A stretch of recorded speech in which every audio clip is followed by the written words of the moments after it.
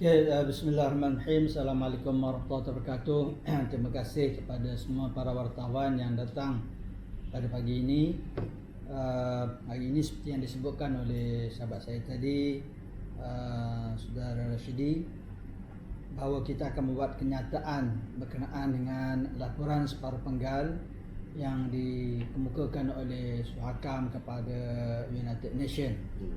Jadi kita telah melihat dan membaca laporan ini.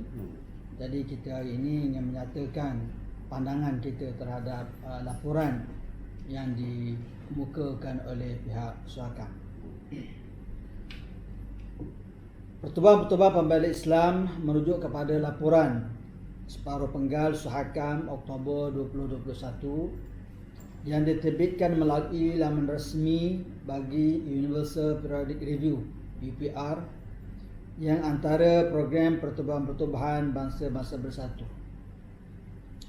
Untuk pengetahuan kita semua, Suhakam merupakan wakil rasmi kerajaan ke UPR yang ditubuhkan melalui Akta 597 Hak Asasi Manusia di Parlimen Malaysia pada tahun 1999. Ini bermakna apa sahaja yang dibawa oleh Suhakam di pentas antarabangsa merupakan pendirian Kerajaan Malaysia.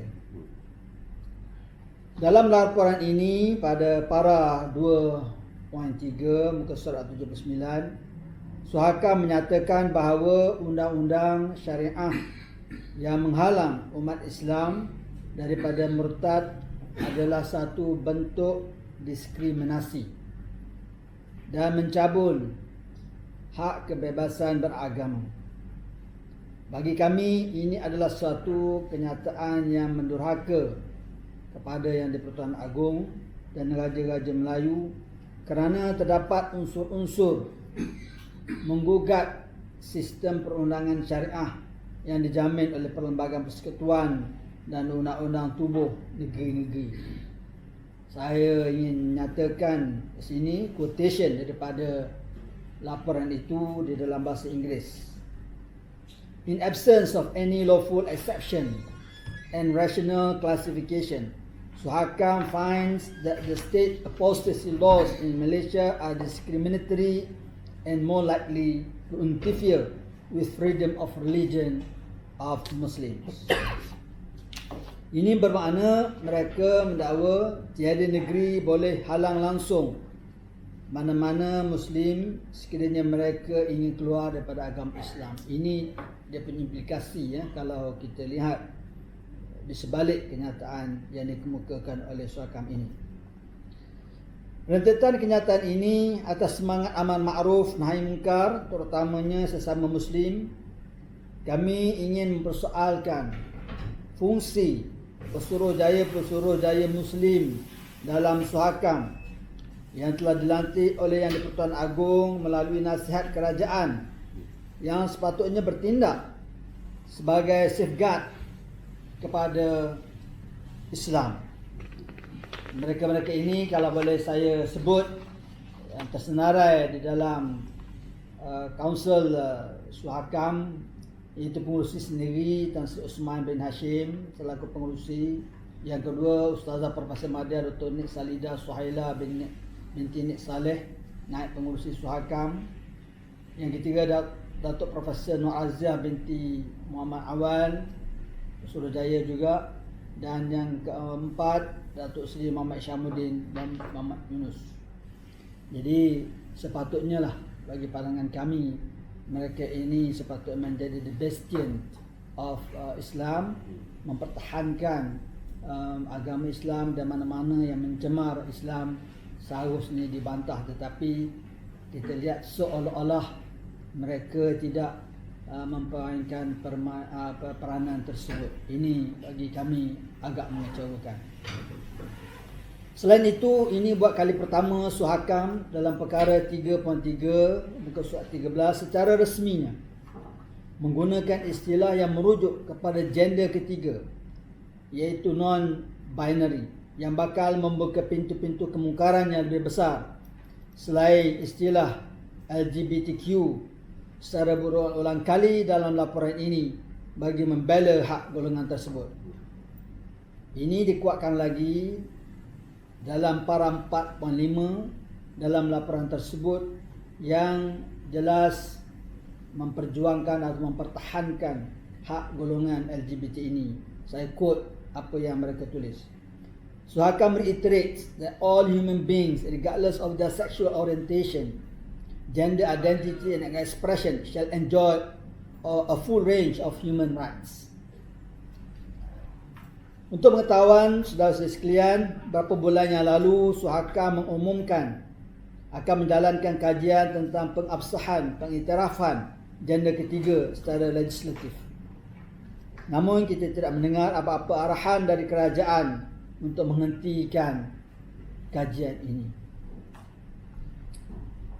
Selain itu, dalam laporan ini juga Suhakam konsisten menekankan juga gesaan terhadap kerajaan agar meratifikasi Convention ICED seperti yang dinyatakan dalam para 1.1 muka surat 2 dan Statute Rome di para 1.2 muka surat 3, walaupun rakyat kita tahu pada bulan Ogos 2018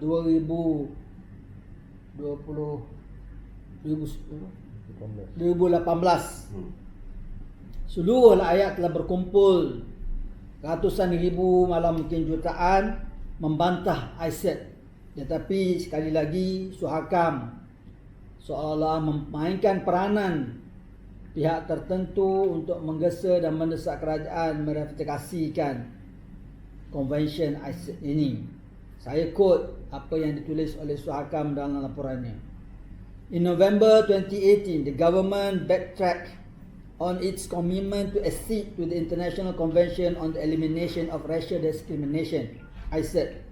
Suhakam reiterate its view that the function of ratifying international treaty is the government's commitment towards compliance within minimum international norms and domesticating the treaty into relevant local laws, which involve parliamentary process after ratification of any international treaty. Suhakam reiterates its call for the government to revisit its decision, as proceeding to the Rome Statute will be an additional legal avenue to bring justice to all victims of human rights violation. Pembela sangat kesal dengan Suhakam yang sepatutnya membawa isu-isu pencabulan hak asasi yang lebih tepat dan real, seperti peristiwa-peristiwa Islamofobia yang berlaku sepanjang tahun ini, seperti penderaan oleh majikan kerana berpuasa, penakdirian sekolah-sekolah tahfiz oleh kerajaan berbanding sekolah vernacular dan sebagainya, yang jelas menunjukkan double standard Suhakam. Selain itu, malang sekali Suhakam tidak menggunakan kapasitinya sebagai agensi resmi kerajaan ke pentas antarabangsa ini untuk memperjuangkan kes Allahyarham Adib yang merupakan isu hak asasi penjawat awam untuk berkhidmat dengan selamat dan terjamin kebajikannya, tetapi lebih sibuk memperjuangkan hak kesongsangan seks.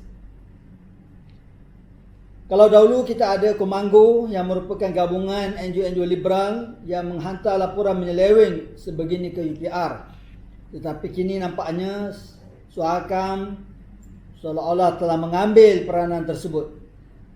Lebih parah lagi, ianya berlaku dengan peruntukan kerajaan berpuluh-puluh ataupun mungkin berbelas juta setahun yang disalurkan kepada mereka. Pembela menggesa sekali lagi agar kerajaan melalui Menteri Undang-Undang dan Menteri Luar Negara untuk memandang serius akan laporan yang telah menconteng arang dan memfitnah negara di pentas antarabangsa ini. Akhir sekali, pembela ingin mengucapkan tahniah kepada kerajaan Malaysia atas kejayaan diundi untuk terpilih menduduki salah satu dari kerusi terhad dalam Majlis Hak Asasi Manusia UNHRC, sekaligus menafikan aduan-aduan domba dan fitnah-fitnah yang dijaja oleh Suhakam. Kononnya Malaysia adalah negara yang menindas dan mencabul hak asasi rakyatnya. Diharapkan Malaysia dapat menggunakan platform ini sebaik mungkin untuk menerangkan kerangka hak asasi manusia yang sebenarnya, yang tidak menyeleweng dari segi kefahamannya. Jadi jangan kita menggunakan kedudukan ini dan kita terpaksa adjust kedudukan kita, pandangan kita terhadap perkara-perkara yang songsang dan sebagainya, tetapi menggunakan kedudukan sebagai ahli majlis hak asasi manusia ini untuk menjelaskan kedudukan Malaysia berdasarkan kepada etnisiti yang ada, pelbagai kaum, pelbagai budaya dan bahasa negara ini, supaya masyarakat faham bahawa kita sangat menjaga keharmonian kaum dan hak asasi ini selagi ianya selaras dengan peruntukan undang-undang, perlembagaan kita dan juga agama negara kita, iaitu agama Islam. Jadi itu pandangan kita terhadap laporan Suhakam yang telah dihantar kepada United Nations. Jadi saya jemputlah seterusnya sahabat saya Cikgu Izzat untuk menambah kalau ada poin-poin yang mungkin perlu disuarakan ataupun penjelasan yang lebih lanjut daripada apa yang telah dinyatakan dalam kenyataan media ini.